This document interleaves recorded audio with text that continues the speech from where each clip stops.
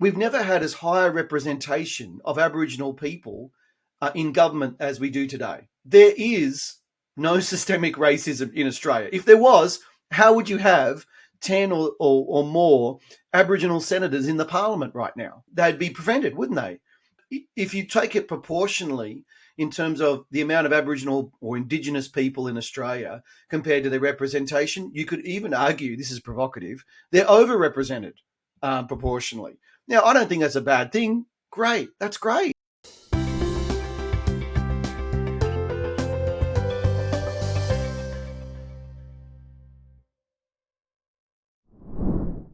Hi, I'm Cody Mitchell, and welcome to the Daily Declaration podcast. Today, I was joined by Pastor Mark Powell. He's a Presbyterian minister as well as an insightful cultural commentator and a fantastic writer. I asked him about safe schools, the Indigenous voice, as well as his reaction to developments around Andrew Thordon's sacking from the Essendon Football Club. I think you'll find it an insightful and interesting conversation. Enjoy. Thanks for joining me, Mark. Yeah, thanks, Cody. It's great to be here. Awesome. I want to ask you your thoughts on a few different topics today, but before we delve into that, could you just give us a little bit of background about yourself? Yeah, sure. I'm a pastor. I have been for about 25 years in the Presbyterian Church of Australia. I started about 25 years ago in a little country town in northwest New South Wales called Wee Waa. I was there for about 7 years, and then I was in Sydney for about 15 years, serving in a multicultural church, mostly Australian-born Chinese. And then at the start of this year, 2022, I moved down to Tassie, and I'm the senior pastor of Cornerstone Hobart. Married to Angie. We met at Bible College, at Moore Theological College. We have 6 children, ranging from about 24 years of age down to 10. 3 of them are married, 3 of them are not. By God's grace, they're all believers, and we're really, really proud of them and thankful to God for them. That's awesome. No, thank you.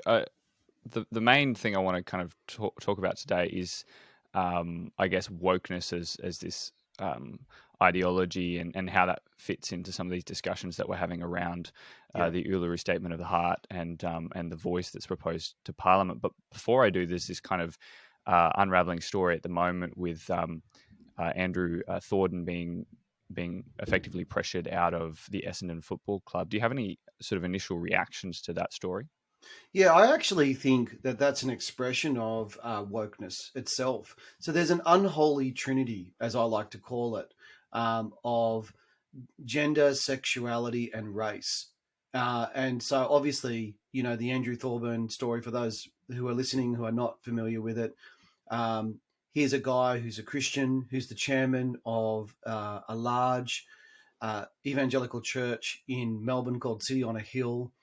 And he goes for a job as the CEO of Essendon Football Club, gets the job, and then somebody, and I can only use the word trolls through the sermons of his church and finds a sermon from 9 years ago.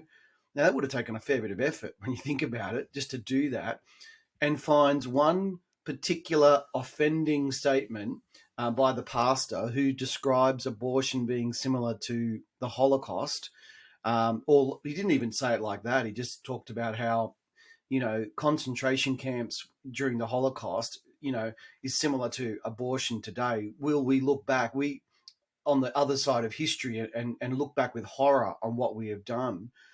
70 or 80,000 babies are aborted every year in Australia. That is really, I think, I would have been happy to say, and continues to be, a Holocaust every year.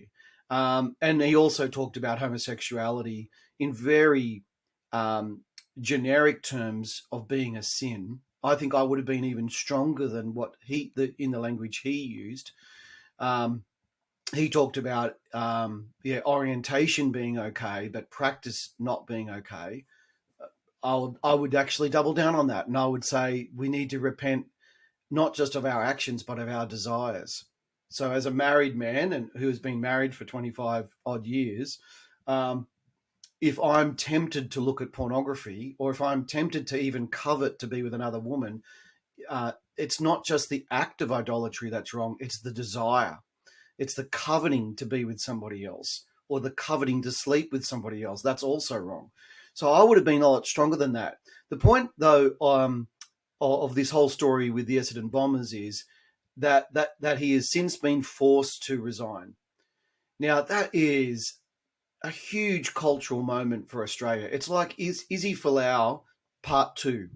Izzy Folau was, I think the best rugby union player in the country. He was forced out because of a view that he expressed, which was really just simply paraphrasing the Bible in Corinthians about homosexuality being a sin, which is just bread and butter Christianity, bread and butter Judeo-Christian faith. It's been the mainstream view of civilization for 4,000 or 5,000 years. But now in this cultural moment, which we might call secularism, not just secularism, but sex is now the god.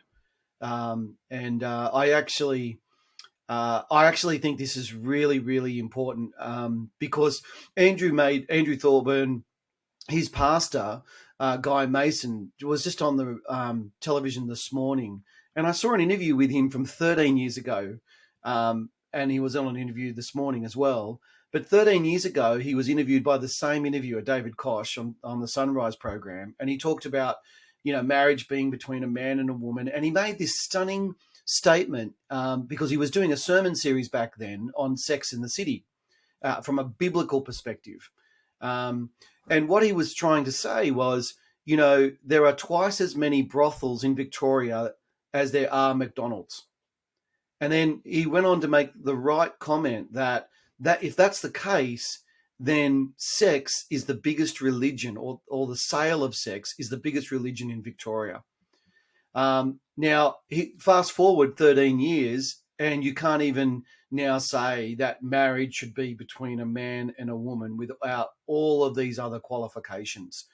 And so if that can happen to... Now, please note, Andrew Thorburn didn't make those statements. I would hope that he agrees with those statements, but he didn't make them. He's lost his job because his pastor made those statements, 9 years ago. So if that can happen to the CEO of Essendon Football Club, then it's game on for everybody else in the country. Yeah, absolutely. And I think that was the thing that struck me, was that he hadn't actually made those statements. It was by association. His association with a particular church, a mainstream sort of Anglican church, was deemed to be a conflict of interest with his role in Essendon. Yeah, it's crazy. And look, I have utmost respect for City on a Hill, the church where he's from. I think they're doing an amazing job of reaching the community. I think God has clearly blessed the ministry. And I think we all need to pray for somebody like Guy Mason, because, that is tough when you're in that situation, because the Love is Love Brigade, anybody that's run into them or had a disagreement with them will know just how hateful and spiteful they really are. And so they will come after Guy and his church in a very, very significant way. And so we need to be praying for him. We need to be standing with him. And look, we need to be, quite frankly, prepared to suffer for the name of Jesus. We need to be not ashamed of Christ or his word. And I mean, this is the other thing I think, Cody, I think we got to learn from this is the Bible is the sword of the Spirit. And the world out there in Australia is increasingly ignorant of the content of God's word. And so David Koch made the accusation against Guy Mason this morning. And it really struck me. He said, well, why aren't you tolerant? Why aren't you loving like these other churches that also believe the Bible? But that's just the point, isn't it? They don't believe the Bible. It's not like we're both reading the same book, coming to different conclusions. Those that believe that homosexuality is a sin are reading the Bible. Those that think that it's okay are just ignoring it. Or they know what's in it and they just think it's wrong. But let's be really clear. There's only two ways to live, right? And we need to be preaching a message, yes, of love, yes, of salvation, yes, of mercy. But that only makes sense if you see that you're escaping judgment, if you're escaping hell, if you need to repent of sin.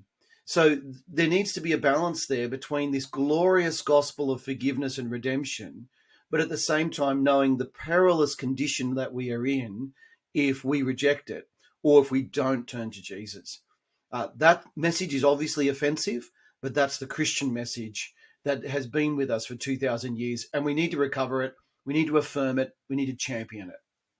Yeah, absolutely. No, that's really good, and really what we're going to be trying to do today, and when thinking about some of these admittedly very very touchy issues, is I guess apply that biblical lens to them as you're talking about. So I'd like to I guess ask you to begin with that there's this Uluru Statement of the Heart being put forward by the Albanese government. It's something that I'll be honest, I'm not overly familiar with the ins and outs. I don't know if that's because there are no, I guess, specifics and as to what they're proposing. But as a concept, I guess, how do you think Christians should be approaching this kind of a proposal? Well, I think what we've got to understand is the Orwellian use of language. So it's like, if I can just, and I'll leave this alone because we'll go on to a different thing, but with the unholy trinity, as I call it, of gender, sex, and race, the words they use, we can somewhat agree with, but the content is completely changed. So, for instance, with the LGBTI lobby and the redefinition of marriage, they wanted to keep using the word love. Love is love. But that's just vacuous. It doesn't mean anything. According to the Bible, love is obeying God's commands. God defines what love is, right?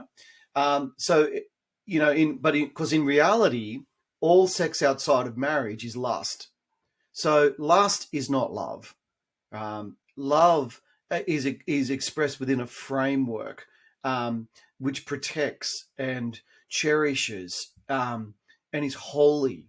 So in the same way, when it comes to the Uluru Statement from the Heart, the whole goal is admirable. The goal is one of reconciliation.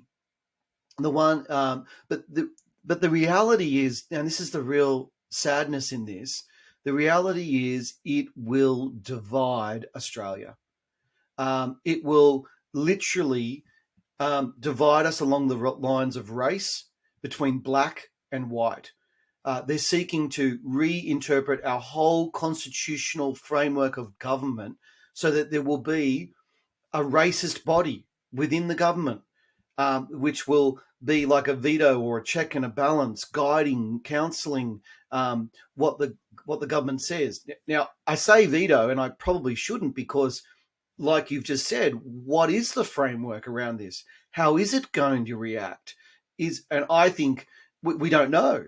But even if we did know, I would, in the sense of even if they did spell out those steps, I would be still really, really concerned, because we've never had as high a representation of Aboriginal people in government as we do today. There is no systemic racism in Australia. If there was, how would you have 10 or more Aboriginal senators in the parliament right now? They'd be prevented, wouldn't they? But if anything, they're actually facilitated, which I think's great. But if you take it proportionally in terms of the amount of Aboriginal or Indigenous people in Australia compared to their representation, you could even argue, this is provocative, they're overrepresented proportionally. Now, I don't think that's a bad thing. Great. That's great. If you're good enough to be elected, then fantastic. I don't care what background you come from. If the community has trust in you and you have the runs on the board, so to speak, then great. More power to you. But let's put this to death. And again, some people listening to this will just be up in arms. But I think the Uluru Statement from the Heart, I think Christians have been, such as the Archbishop of Sydney, and I've spoken to him about this, Kanishka Raphael, I think he's jumped on the bandwagon.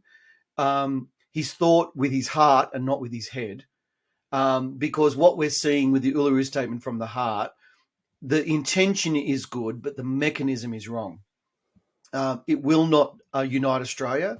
It will divide Australia. And it will be like, for those who are old enough to remember ATSIC, it'll be like ATSIC 2.0. It'll be a colossal waste of money as well. And can I just say, it won't address the real issues of Aboriginal people on the ground. It's just tokenism. But it's more than that. It's also a power play, because it will actually pave the way. And this is really the agenda behind it, is a treaty. And it will be, it's really all about power, and it's about money. It's not about reconciliation. It will only further divide Australia.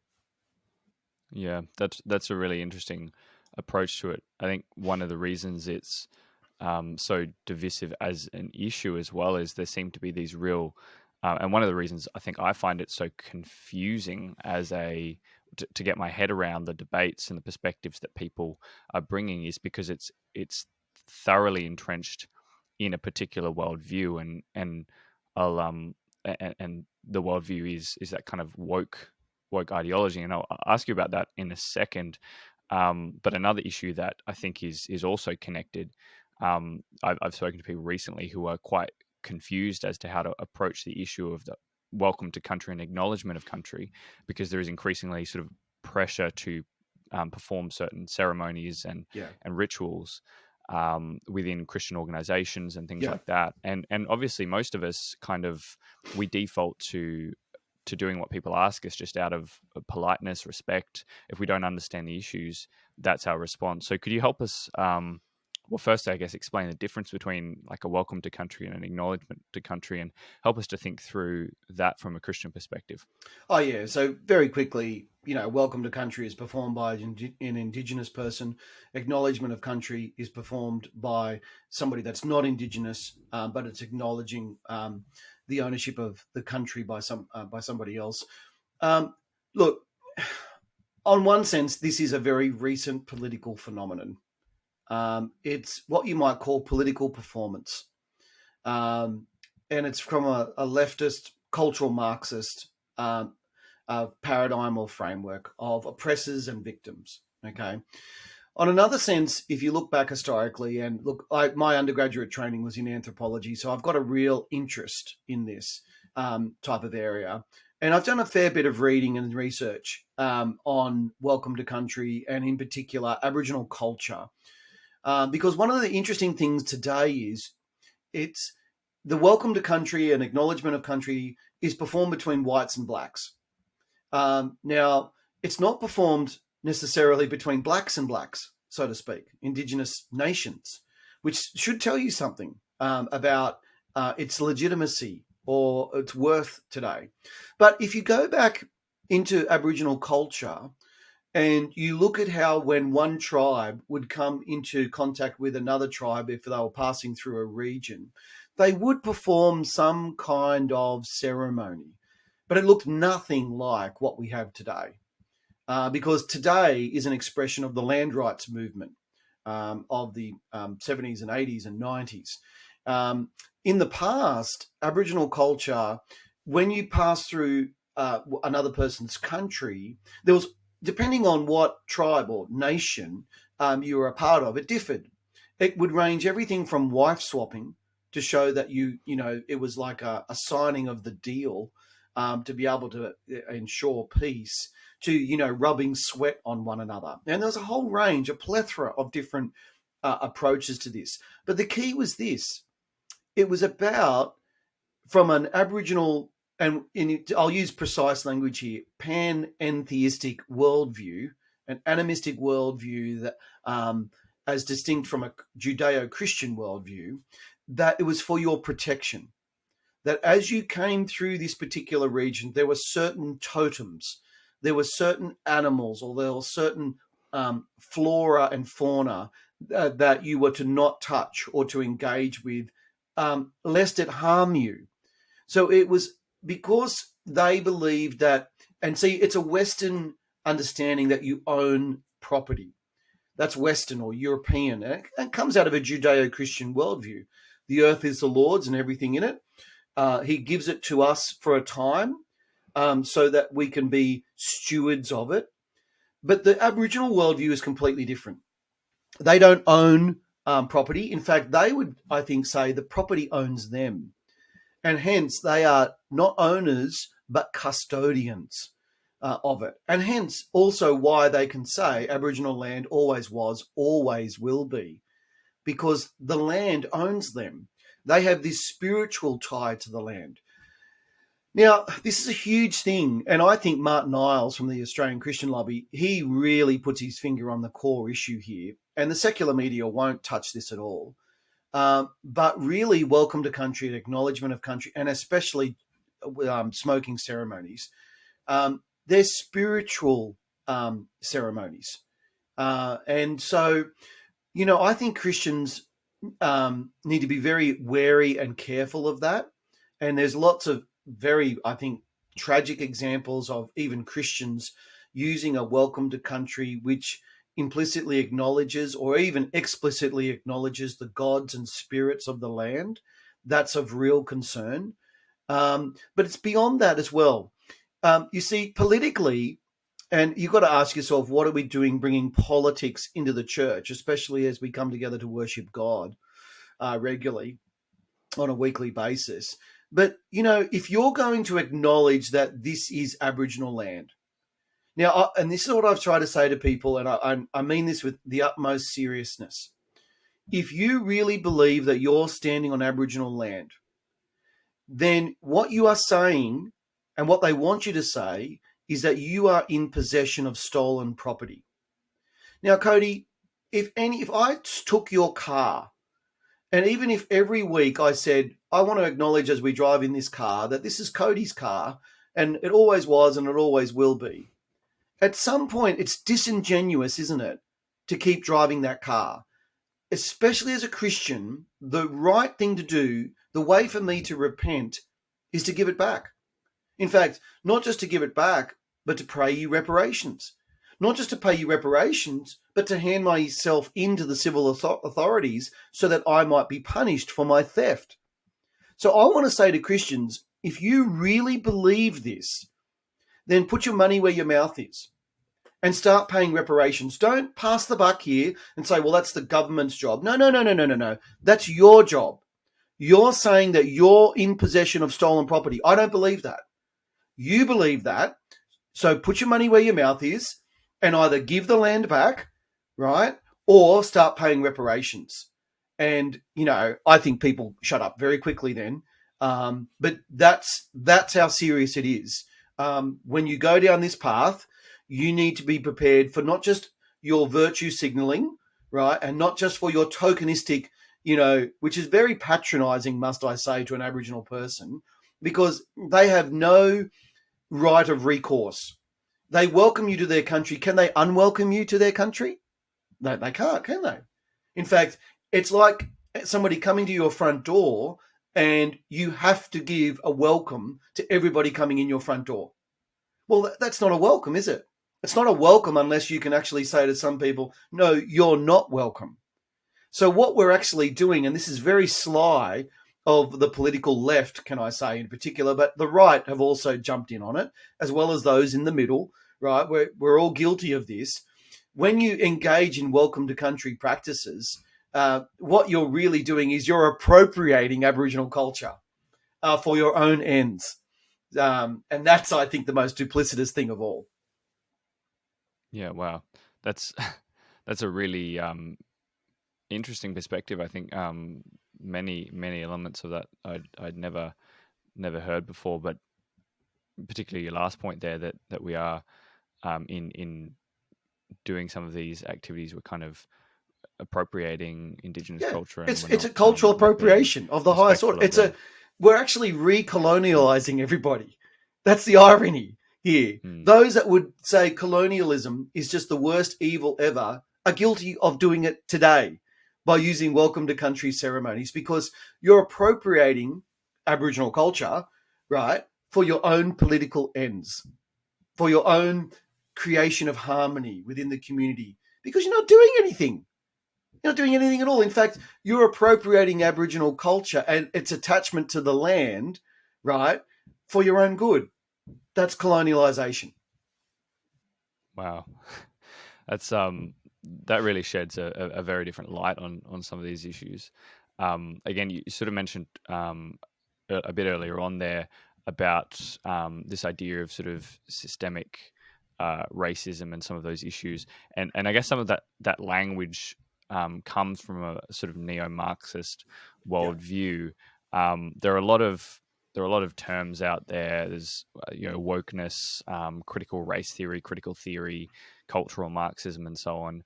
Um, could you explain for us? Are they all sort of fairly similar terms? Do they kind of refer to a pretty similar way of viewing the world? Yeah, this is not really controversial in the universities. The universities have been talking about. So we've gone from economic Marxism and communism to now cultural Marxism. And look, there's a long and I think clear line of or trajectory of thought. It wasn't just one person. There's a number of people like the Frankfurt School and Antonio Gramsci. And look, you can look all this up. There's lots of things that have been written on this. We don't really need to come over it again, except to say that the paradigm of economic Marxism, when that failed, and it always fails, that when that fails, we've now replaced it with cultural Marxism of oppressors and victims, and this is what has been used so successfully amongst the gay lobby, but also now against those that are transgender and feminist, and but also of race. So those three things have movements have used this paradigm in which to promote their own agenda.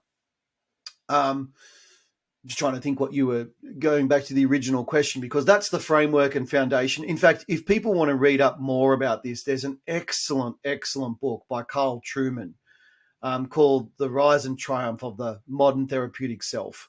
It's well worth getting. There's a number of books that have been written on this now. I've actually got a few of them here on my bookshelf, which I can show people if they're watching. One of them is by Helen Pluckrose and James Lindsay. It's called Cynical Theories. It actually has critical theories, but critical's crossed out to cynical. There's a more reader-friendly version of this called Social Injustice, which is just basically a summary of it, because the original is a lot more intense. There's a book which I'm about to read, but looks fascinating, by the same author, called Race Marxism by James Lindsay. And it just talks about how cultural Marxism has now morphed into racial Marxism. And I think that's very provocative and very fruitful in terms of thinking through all of this topic. So much to say. I'll leave it over to you. What do you want to ask in particular about it? Yeah, so you wrote an article a little while ago, sort of looking at some of these issues of wokeness, and I guess the thing that a lot of us, I know people my age who are sort of going through university and they're encountering these kinds of ideas, and as Christians, it's like encountering an entirely different worldview, and obviously the racial side of things, it's particularly, I don't know. Actually, I probably can't say it's particularly pervasive. I think it is pervasive. Yeah, I think it's so pervasive. It's ubiquitous. Could you explain for us maybe what you see as the key kind of distinctives? Maybe if you're comparing a Christian worldview to a kind of woke worldview, Yeah, the key I differences. actually wrote an article on this, and I had 10 things. Maybe I can put it up as a link with this podcast, and people can read it. John MacArthur, in summary, put it like this: the social justice gospel is the greatest threat to the biblical gospel that he's ever seen. Now, that's a massive call to make, but I think he's right. It redefines who we are as people made in God's image. So it tries to say that there are different races of people. The Bible doesn't say that. The Bible just says there's one race. It's the human race. Now, you've got light skin. I've got darker skin. That doesn't mean we're two different races. We're both made in the image of God. It redefines what sin is. It redefines it from being rebellion against our Creator to basically like vertical to rebellion against one another. right?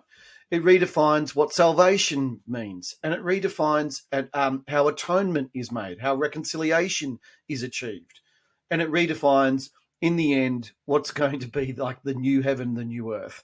I think, and look, if you want to read more about this, I've written an article on it. I step it out, each one of those points. I can give you the link later. But I think it's this type of thinking is so pervasive, we don't even know it's there anymore. We just, and there's lots of reasons for that. I've just been doing a lot of research on the stolen generations. Now, I think a lot of people would just assume that, yeah, great harm has been done by a racist government. In fact, there was probably even a genocide of Aboriginal people, and we all are really sorry about that. Now, I'm going to be really provocative and say, from my research, it seems very clear to me, well, I wouldn't even say seems to, because the High Court has ruled on this of Australia in 1997, there was no Aboriginal genocide.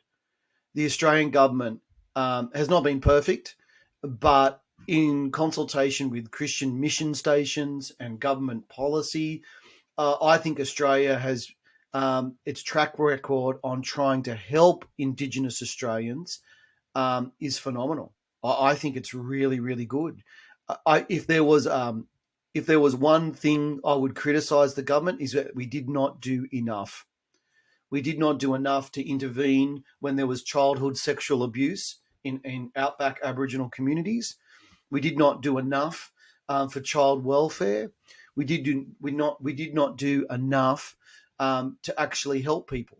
Now, why I say all that is because, you know, the great majority of people that were impacted by the so-called stolen generations were half-caste Aboriginals, people that were actually ostracised from their own Aboriginal communities. It did not target pure-blood Aboriginal people. It also involved not just them, but often their parents as well, who were taken into institutional care. Many of the people that looked after those people that were removed from their homes were Aboriginal. So it's not like it was a white and black thing. The policy itself was the same for whites as it was for blacks. It wasn't based on race. It was based on marital, what you might call illegitimacy. So if you didn't have a father in the home, you were removed, whether you were white or black, because basically before the social welfare system of the 1970s in Australia, if you didn't have a breadwinning father in the house, you were going to be financially destitute. And the Australian government took upon itself to actually care for you. Now, I'm being very provocative, and there's lots of questions that people would say, but I think when you look at the history and you drill down on the evidence, this is the type of thing that I think political activists, and look, unfortunately, activists within academia in the history department, in particular, in the black armband of history, they've politicized their own academic discipline. And I think when you look down and you drill down on the information, you actually see that we are not a racist country. There wasn't an apartheid in Australia. We didn't enact a genocide. That was never government policy. Yeah, we weren't perfect, but we did a lot to help Aboriginal people. And that's why in the past, can I just say too, and this is still the case, the overwhelming majority of Aboriginal people were Christian. They abandoned their traditional pantheistic religions, and they came to worship Jesus. Now, can I say, Cody, that is at the heart for me how reconciliation is achieved between God and between each other. It's through the gospel. It's through the work of the Lord Jesus Christ. Our answer is fundamentally a spiritual problem, or our problem is a spiritual problem, and therefore the answer is a spiritual answer. So it's not like religion can be just, hived off and compartmentalized over here into the private sphere. The answer that we so desperately need as a culture and as a society is spiritual. We need Jesus. Jesus is the only one that's going to reconcile us to one another. The Uluru statement from the heart is toxic. It will not cure. It will not save. It is a poison that will only divide. I know that's really provocative language, but it's true. Only the gospel of the Lord Jesus Christ will save. Only the salvation, the death and resurrection of Jesus on the cross will heal division in our community. I thought I'd turn to this idea of the Safe Schools program. My impression of that program is that it is pretty saturated in wokeness. Would you say that's a fair assessment? I mean, on a simple level, yes, but on a more profound level, no. It's saturated in degeneracy. In the providence of God, I was at the forefront in 2017 of exposing the Safe Schools Coalition. According to Benjamin Law, at least, who's a homosexual activist with the ABC, a journalist, he blames me for in the quarterly essay he wrote and my involvement with Burwood Girls High School. You see, what happened is, and I could show you again, maybe in the production notes, that I was given a flyer from the school down the road, Burwood Girls High School, who were having a special showing of the film Gaby Baby. And what they were doing is they were cancelling all classes for 2 periods about this time of the year, right, just before the HSC. And they were forcing all students to view the film, which in 2017, before we had any debate or national discussion on gay marriage, was illegal, right? So it was against New South Wales State Board policy to enact or to engage in political activism within schools, right? And I raised this with the Education Minister, Andrew Pickley, at the time. But here's the problem, right, is they all had to not only watch the film, they had to dress in purple to show their support. They had to eat purple food, and they had to have a parade under the rainbow flag afterwards. So there were students, you couldn't opt out. There was no opt-out. Everybody had to attend. Now, is that not totalitarianism? And so really when you say, is this a form of wokeness? No, it's a form of tyranny. It's a form of promoting a certain sort of lifestyle. And remember too, these are from year 7 to year 12, this covering children that are just going through puberty. And I just can't believe how a school can get away with this, that you're sexualizing children. And, they actually had, run by the vice principal of the school, a gay and lesbian lunchtime group that would meet. How is that not sexualizing children? They probably have an answer for that. I don't know. Could you imagine if churches did that? I mean, if we get in trouble for even speaking on the Bible's view of sexuality, imagine if we had a weekly group with young people exploring sexuality. That was the focus every single week. We mention sexuality occasionally, really. I'm a pastor. I've been a pastor for 25 years. I think I could count on 2 hands the amount of times I've talked about sexuality. It doesn't come up that much in the Bible. It comes up, and I'll deal with it when it comes up, but it doesn't come up that often.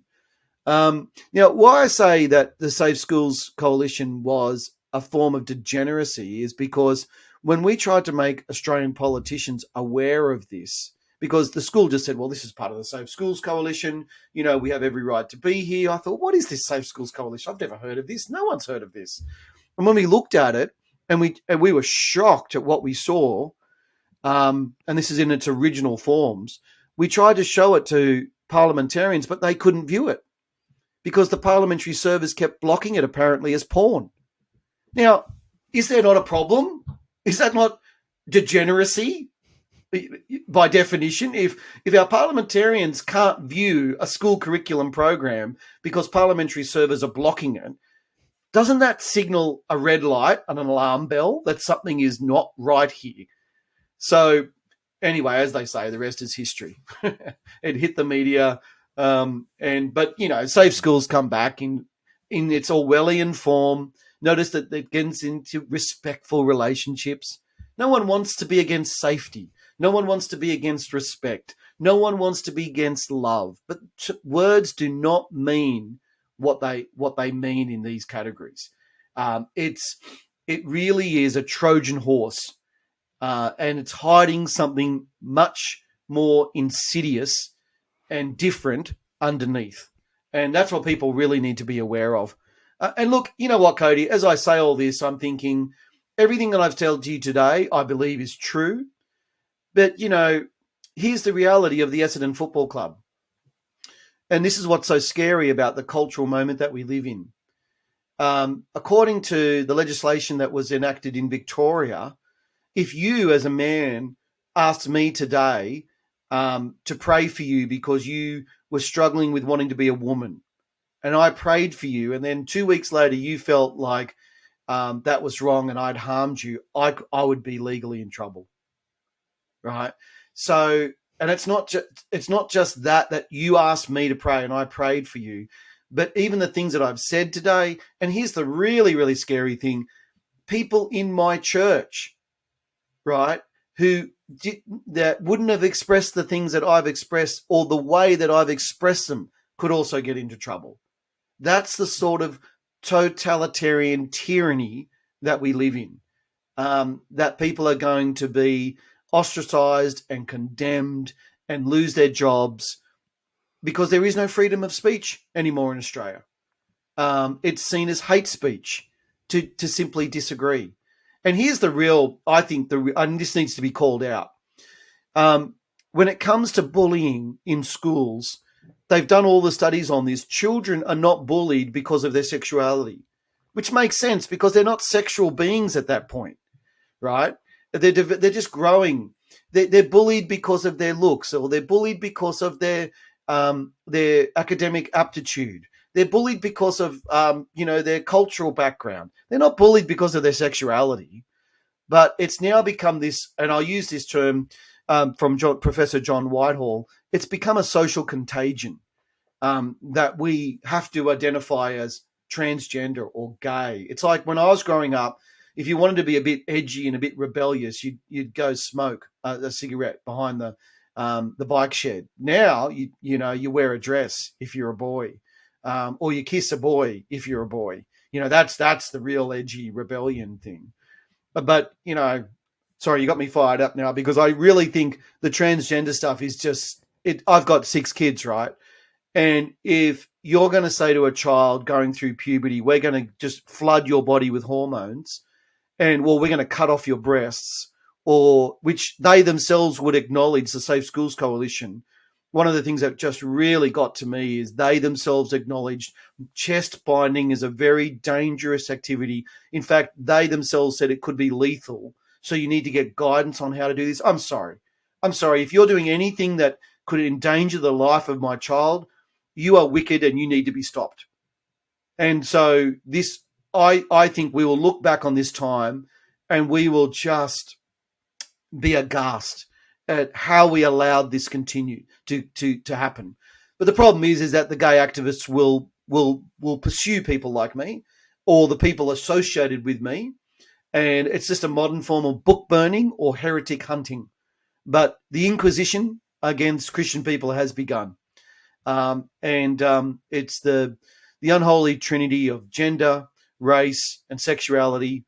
They're the new priesthood that are pursuing it.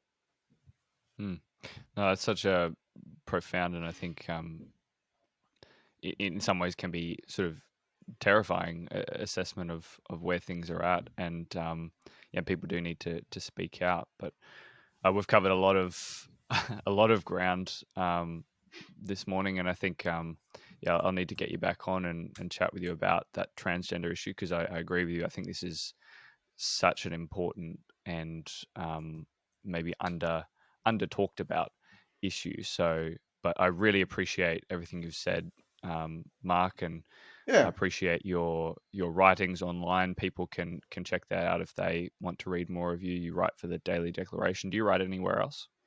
Yeah, I write for the Australian Presbyterian, or AP. I write, and I do podcasts myself, because I think for me, I've gone more and more into this form of communication because I find people are just not reading; they're listening. They're wanting to hear an extended conversation. They're happy to sit and listen for over an hour, and they'll be on the bus or in the car or mowing the lawn.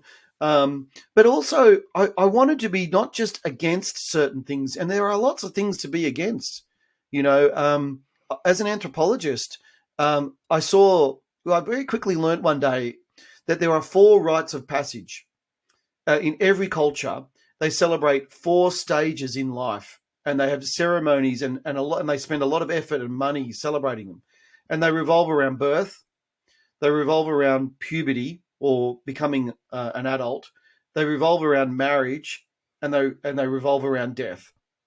Every culture in the world will acknowledge those 4 rites of passage, and they will emphasize one of them. So in Australia, think about the amount of money we'll spend on a marriage.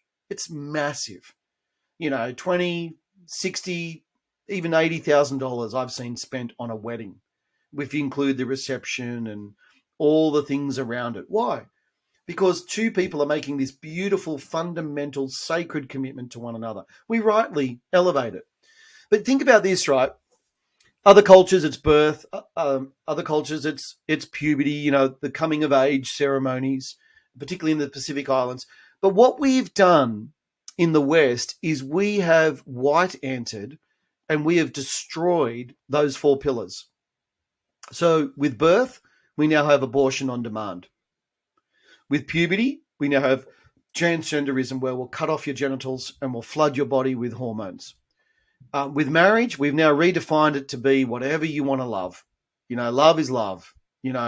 I've seen people, and it's ridiculous. They'll marry a bridge, or they'll marry their pet, or they'll marry a number of different people, right? Because you've got to define what love is. That's another topic. And then finally, at death, we've now got euthanasia. So, we have destroyed the 4 pillars of our society. We are in massive decline. Now, that said, unless, and I pray that he does, unless God intervenes and rescues us from our own sin and our own folly, we are lost.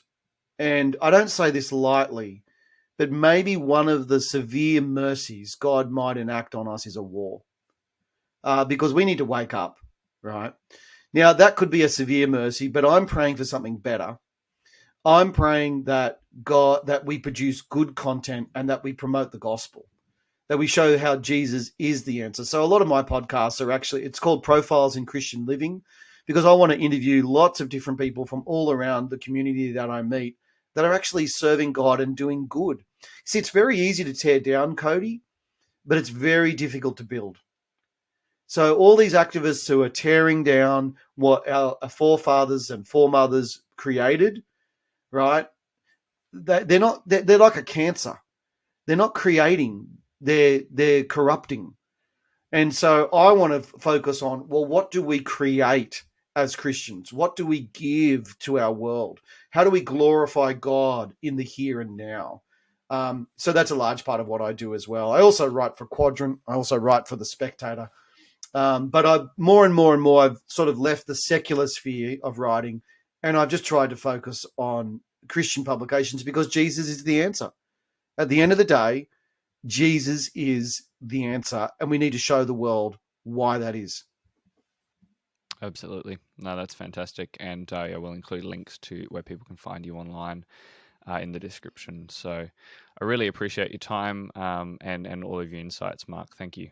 No worries. Great to be with you, mate. Every blessing to you.